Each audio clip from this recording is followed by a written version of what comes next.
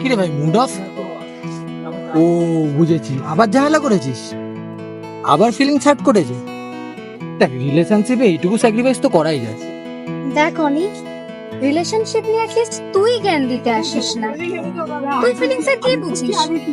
আজ অব্দি কারোর জন্য স্যাক্রিফাইস করেছিস কোনোদিনও? শুধু তোমাকে ভালোবেসে শুকনো নদীতে ডিঙি ভাসিয়েছি মোহনার কাছে এসে, শুধু তোমাকে ভালোবেসে। স্যাক্রিফাইস তো আজও করে যাচ্ছে।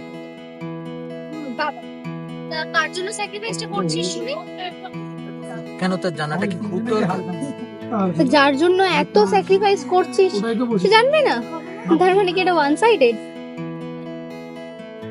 মেবি। কি লাভ বলতো এসব ওয়ান সাইডেড লাভের? এটা তো কোনোদিনও জানতেই পারবে না তোর এত স্যাক্রিফাইস, তোর ফিলিংস এর কথা।